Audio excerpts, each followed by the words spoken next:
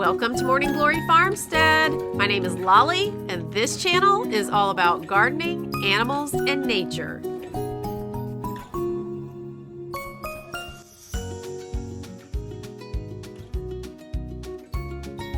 Today, I've got one of my granddaughters with me who's going to help me spruce up this kitchen flower garden, and then we're going to do a few chicken chores, and then it is time to plant another GreenStalk. You guys, I'm not going to lie, I'm super stoked about this one. I am planting a GreenStalk with all of my favorite greens that you guys have heard me talk about so many times. So I am really excited about this one.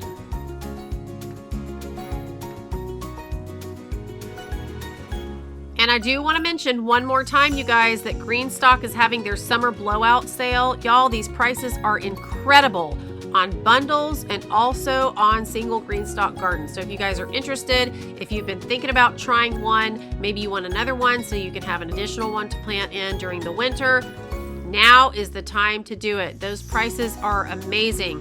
And the plan is to go through tomorrow, September 7th, or until they sell out. Because once they're gone, they're gone. So y'all better jump on that. Don't forget, if you go to the description box, you can use my link and my code LOLLY10, all caps, to get $10 off your order if you spend $75 or more. So you guys enjoy that sale.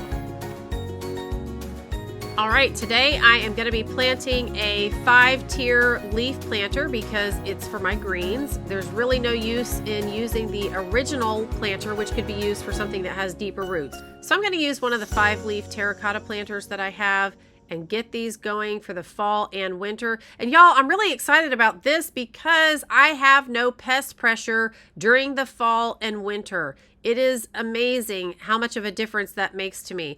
If you guys haven't watched my video on the frost covers, check that out because that's going to tell you what you need to know about the covers and how to use them and the strategies behind it during the fall and winter. But again, don't be afraid to try something new. Y'all get those GreenStalks out for this fall and winter. All right, I've got Pigeon and a few others helping out.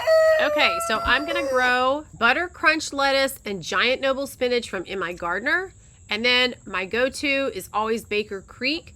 And I've got the links to these in the description box. But this is my Chigemisai, which is a brassica. Most people think it's spinach. I love it. It's my favorite.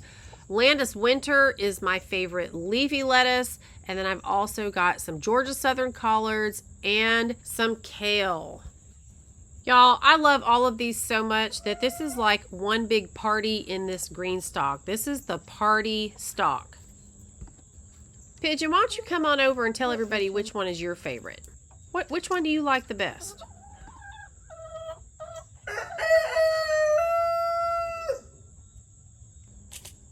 All right, collards. Okay, and then kale second. I totally get it. Those are great all winter long. Y'all, I like to pick those when they're just a little bit smaller. I feel like the flavor to me personally is a lot better, but I like to eat them just with some olive oil and maybe some chicken and things like that. Y'all have probably seen my other videos where I've cooked that. But they're also really good in stews and soups throughout the winter. So y'all grow those greens and get healthy over the winter. I got to do something to counteract the stuff that I like during the winter that's not healthy. Y'all know I'm supposed to eat organic because of my health, and it's a serious issue. But y'all, I can't help myself when the eggnog comes around and stuff like that during this time of year. Pecan pie. Oh man, you guys, there's some really good things out at this time of year, and that's just the way it is. I got to have some quality of life. So I like to eat all these greens all winter to really help me stay healthy and help my immune system as I sneak a few treats here and there. What are some of y'all's favorite foods or drinks that come around this time of the year? You know, fall and winter, when we're getting into the holiday season and it's cold and you want something that makes you feel cozy. Okay, so what we're doing is there was already some potting mix in these tiers, what the chickens hadn't scratched out. I had taken them apart and the chickens were trying to get in there and scratch around and see what they could find. We're going to add some new potting mix and, as always, some wonderful worm castings to add some nitrogen. That is just great for the greens. And then she is going to help me. You know, I like to use kitchen gadgets sometimes when I'm gardening. So she's got this little baby fork. She's going to use that or her fingers, whatever she wants to do. And she is meticulously making her little holes for the seeds that we're about to plant. Now, Really, these seeds do not need to be very deep at all. They're tiny. You want them just under the soil, and then you're going to cover them up. And we wet it first because we do not want to displace our seeds by spraying on them to wet that soil after we've planted, because then you run the risk of kind of pushing those seeds up under the water trays. Now, after doing this one, we decided it might be easier to just go ahead and take the other 4 tiers out to the yard and just do it where we have a little bit more room. So we're going to kind of change things up a little bit. Those are the Landis winter seeds that she's showing you there, those white ones. She is putting 2 in each hole. Y'all, some people do a whole lot, but I have found that I really don't waste many when I do 2 in each one. I do 2 in case one doesn't germinate, but so far every season I have had wonderful results. And honestly, if 4 of the 6 germinate, that's plenty for the pocket, okay?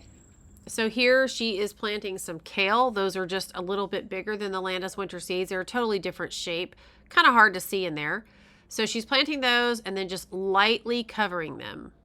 Now, once these start growing, you'll want to start using the water trays and the watering system with the water reservoir on top. But I always say in my videos where I'm planting, I just use the sprayer to dampen the soil, and then I put my seeds in and cover them up, and I do a very light spray for a few days until they start germinating and really coming up to where they're a little bit stronger and they're developing those roots, and then I start in with the watering system.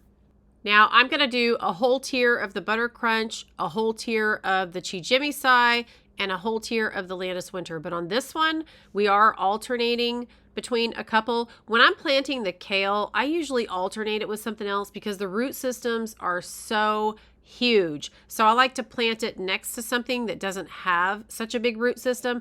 Honestly, it may not matter. And of course, y'all do what you want to do. That's just my thought process, is that I like to give the kale a little bit more room by planting a lettuce next to it that doesn't go quite as deep and wide with the root system. All right, so we moved out to the yard where I can help her a little bit. So we're breaking up this one here that has a lot of potting mix still left in it.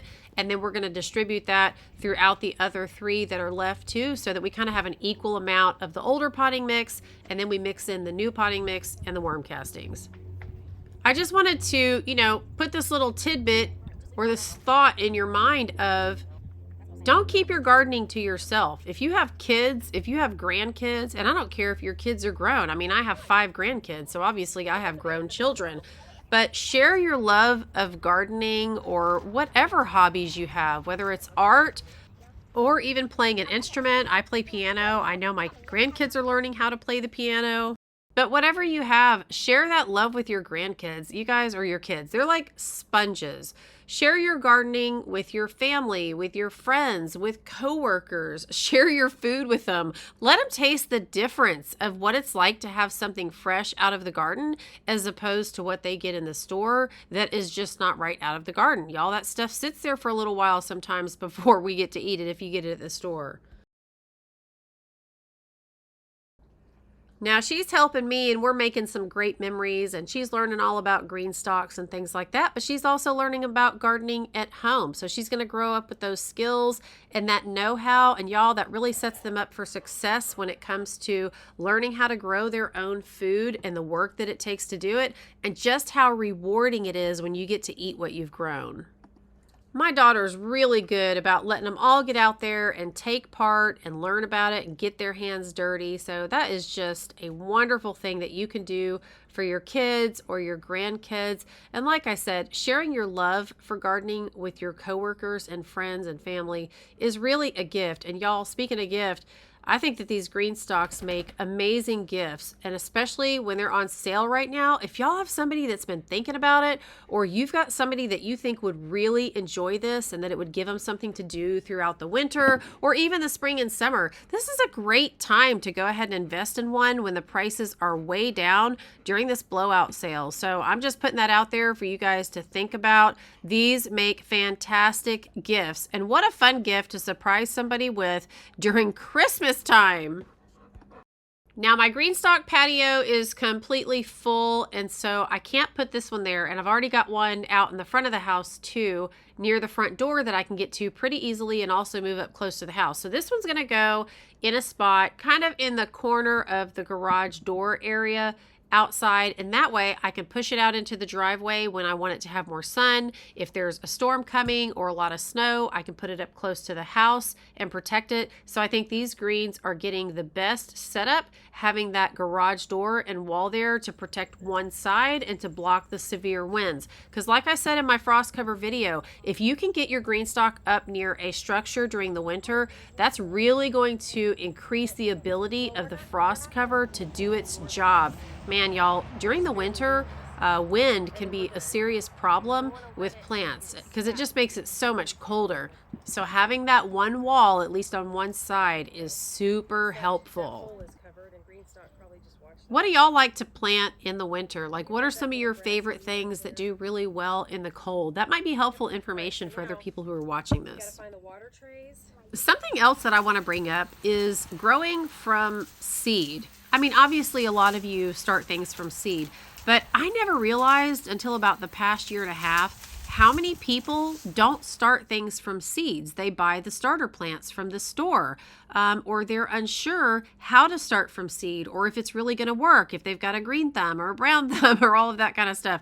Y'all try growing stuff from seed. I grow everything from seed except for sweet potatoes or strawberries or garlic, something like that. But anything that I can start from a seed, I do. And they want to grow, you guys. You give them that water, give them some good soil, give them some sunlight. I promise you, you can have a green thumb. You're not just born with the ability to plant. This is something that anybody can learn how to do. Okay, I wanted to backtrack and repeat something that I've said so many times in my videos, and that is make sure this hole in the center of each tier is completely free of debris and potting mix so that your watering system will work correctly. And also you want to make sure that your watering trays are kept clean, because if the holes get clogged, then the watering is going to be uneven, and some areas are going to have more water than others, and some of your plants may die. So you want to make sure that you put them in there kind of wiped out, sprayed out, whatever you need to do. Each time you replant, it's a good idea just to check those out. Hey, Boss. Hey. You know your name. I see you. Runner. Runner. Which one?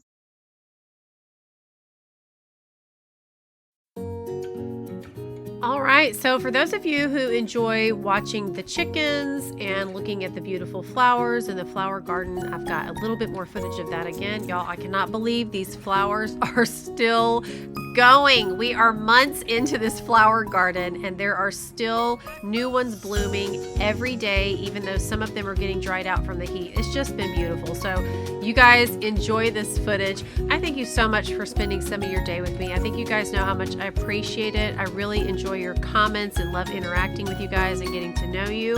And I will see you real soon in the next video. And until then, y'all have a great couple of days. Bye-bye.